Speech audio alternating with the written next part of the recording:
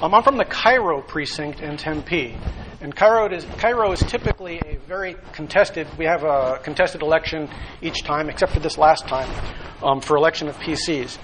And it's kind of a tight-knit group, and when a new name shows up, we kind of want to see who that person is. And a new name showed up on that list of candidates this summer when they were first announced. And none of us knew who it was, so we asked around a little bit. I'm not going to mention the name because the name isn't really important here.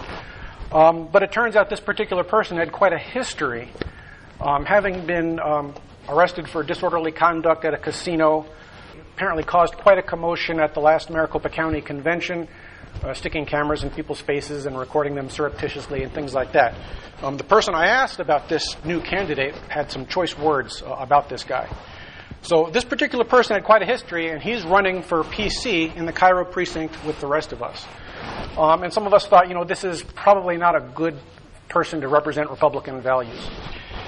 So I did a little research, and sure enough, some things came up. This particular one was in the New Times. And the headline in this article was, John McCain's Campaign Field Director arrested for disorderly conduct could face federal charges. Okay, this is the guy who was on our list of PC candidates. And, the New Times, it's not terribly a good paragon of journalistic integrity. So I was a little bit skeptical. So I did a little bit more research, and sure enough, Inmate Lookup had the same guy, and everything was true. All the arrest records and booking records of this guy were there. So he was arrested, but is it true that he was the John McCain Campaign Field Director? And still is? Well, go to his LinkedIn page. There he is, Statewide Field Director for John McCain, 2016. And there's his picture. It looks like he changed his hair color, but it's the same guy.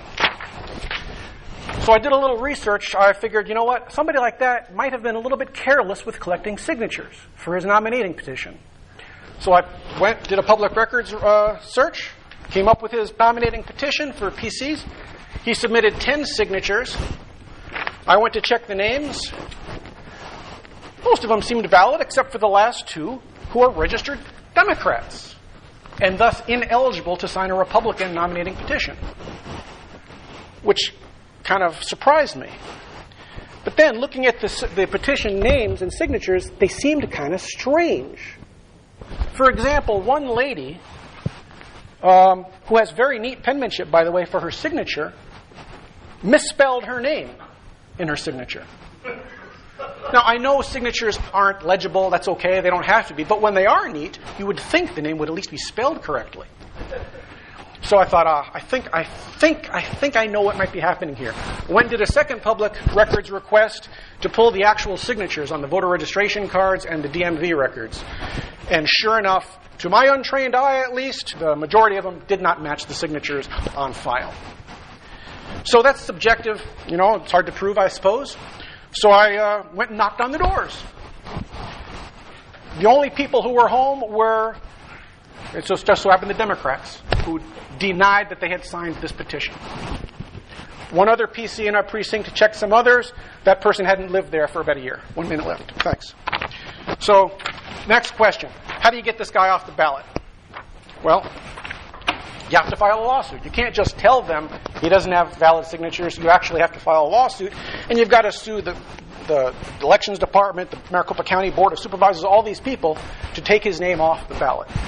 I don't have thousands of dollars or any legal training, but I thought, if I can't do this, I don't deserve to be in this game at all. So I pulled some old example petition challenges.